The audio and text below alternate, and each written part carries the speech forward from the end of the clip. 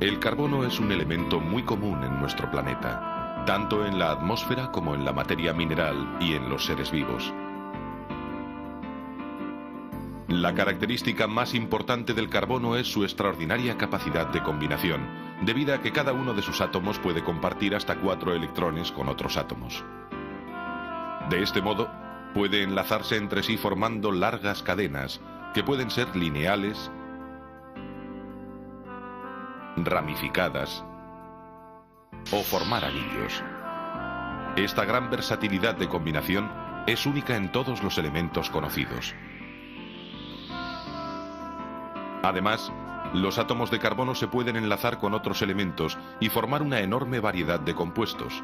Actualmente se conocen más de 2 millones de compuestos de carbono, pero aún pueden aparecer más.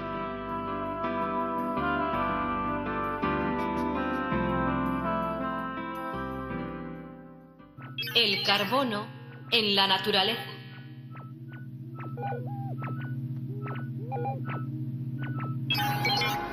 El carbono puro aparece en la naturaleza formando estructuras cristalinas. Cuando sus átomos cristalizan en el sistema hexagonal, se forma el grafito, una sustancia negra y blanda que mancha el papel y con la que se construyen los lápices. Pero cuando cristalizan en el sistema cúbico, los átomos de carbono forman una de las sustancias más fascinantes que ofrece la naturaleza, el diamante. Se forman en la profundidad de la Tierra, a más de 100.000 metros, sometidos a enormes presiones y temperaturas. Estas circunstancias lo convierten en la sustancia natural más dura que se conoce, tanto que se necesita un diamante para rayar otro diamante. Esta característica se conoce desde la antigüedad. Su nombre, procedente del griego, adamas, significa indestructible.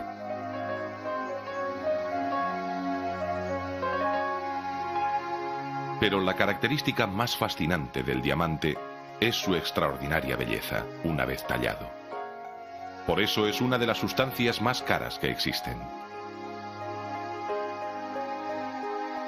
El diamante tallado produce efectos de luz muy hermosos debido a su elevado índice de refracción.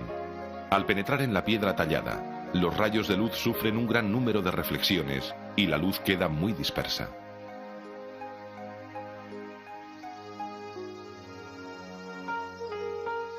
La India fue el único país productor de diamantes hasta que se descubrieron en Brasil en el siglo XVIII y en África del Sur en el XIX, de donde se extrajo el Cullinan, el mayor diamante encontrado hasta ahora.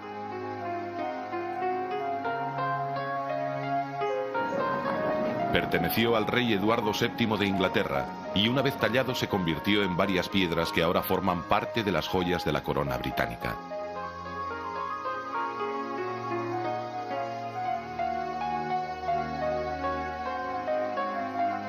Cuatro de cada 5 diamantes no tienen calidad suficiente para su uso en joyería y por su gran dureza se utilizan con fines industriales para cortar, marcar o taladrar casi todo. Se utilizan en la industria del automóvil, óptica, armamento, herramientas de precisión, etc. Pero en la naturaleza el carbono suele aparecer sobre todo combinado con otros elementos. Así, el dióxido y monóxido de carbono son dos gases bastante frecuentes en la atmósfera. Otro compuesto de carbono que abunda es el carbonato cálcico, que forma parte de muchas rocas. Asimismo, conforma las estructuras duras de algunos animales como los corales. Alrededor de un 90% de los compuestos de carbono son compuestos orgánicos.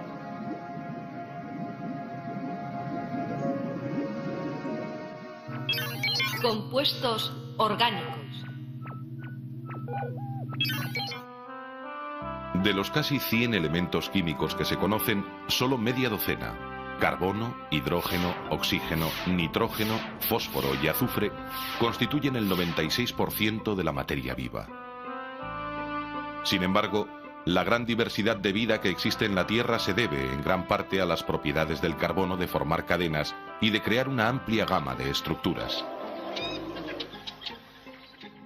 Muchas sustancias de los organismos vivos están formadas por moléculas gigantes, de miles e incluso de millones de átomos, que reciben el nombre de polímeros.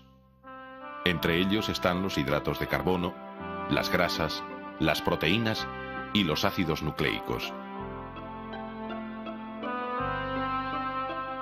Los hidratos de carbono son sólidos blancos que se forman en la fotosíntesis. Entre ellos está la glucosa, el principal combustible de los seres vivos. Casi la mitad del carbono presente en los vegetales está en la celulosa. Otro hidrato de carbono importante es el almidón, el principal constituyente de las patatas, el arroz y el pan.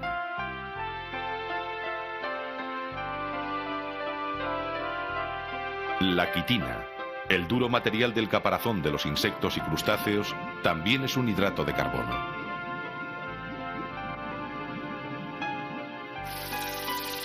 La principal misión de las grasas es la de servir como reserva energética. Sin embargo, otras grasas forman parte de las membranas celulares, intervienen en los procesos inmunológicos, son hormonas, ácidos biliares, etc. Las proteínas están formadas por una variedad de otras moléculas complejas más pequeñas, llamadas aminoácidos.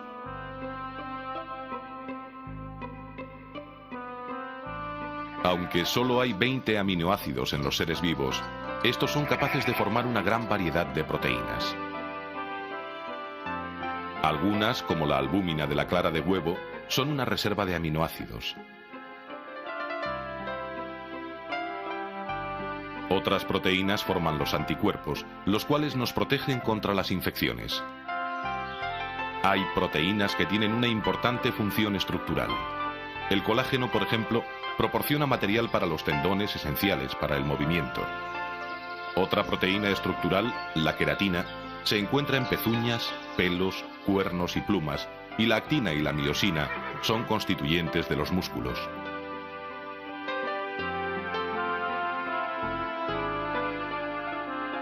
Aún más complejos son los nucleótidos. A partir de ellos se forman los dos ácidos nucleicos, el ácido ribonucleico, o ARN, y el ácido desoxirribonucleico, o ADN. Estas macromoléculas de hasta miles de unidades son el material genético que controla cada célula. Se reproducen a sí mismos, controlan la síntesis de proteínas y la formación y descomposición de todas las demás sustancias de los tejidos vivos.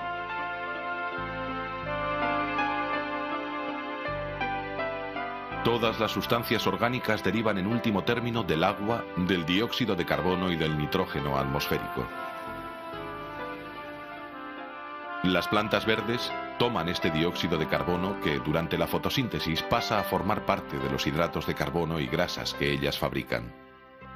Este carbono va pasando a través de la cadena trófica, pero vuelve a la naturaleza en la respiración, en los productos de desecho y en los cuerpos en descomposición.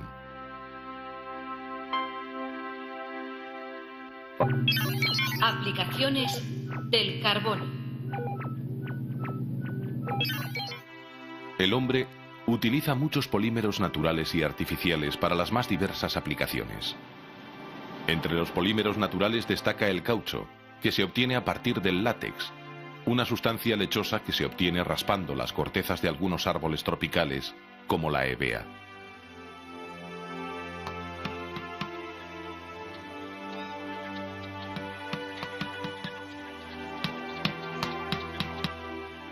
Los polímeros artificiales tienen muchas aplicaciones, como el polietileno de las botellas, bolsas o tapones, el tergal, el nylon, etc.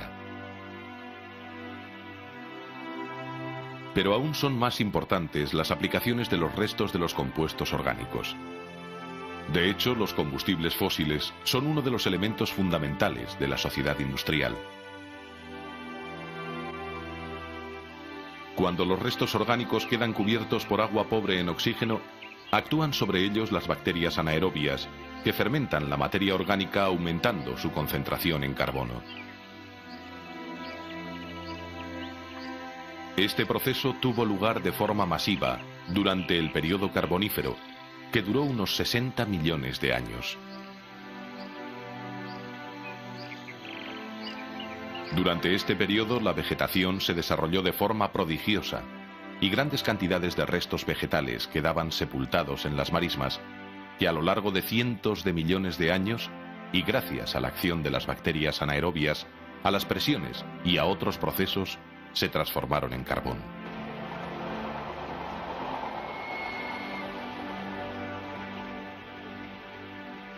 La turba es el carbón más reciente. Es una sustancia parduzca, esponjosa y muy ligera que contiene hasta un 60% de carbono. Más antiguo es el lignito, tiene hasta un 75% de carbono. A más profundidad se encuentran la hulla y la antracita, que contienen hasta un 98% de carbono. Sin embargo, el combustible por excelencia es el petróleo. Un líquido negruzco, de olor fuerte, menos denso que el agua, y que se originó por acumulaciones de plancton y otros organismos animales y vegetales. A partir de él se obtienen combustibles como la gasolina y muchos otros productos como plásticos, tejidos sintéticos, etc. El petróleo suele aparecer junto con el gas natural. Este es una mezcla de hidrocarburos formados por carbono y se emplea también como combustible. La mayor parte de la energía utilizada por el hombre se obtiene a partir de los combustibles fósiles. Su combustión hace que el carbono vuelva a la atmósfera. Su abundancia nos hace olvidar a veces su enorme importancia. El carbono es el elemento básico de toda forma de vida y es absolutamente imprescindible en todas las facetas de nuestra existencia.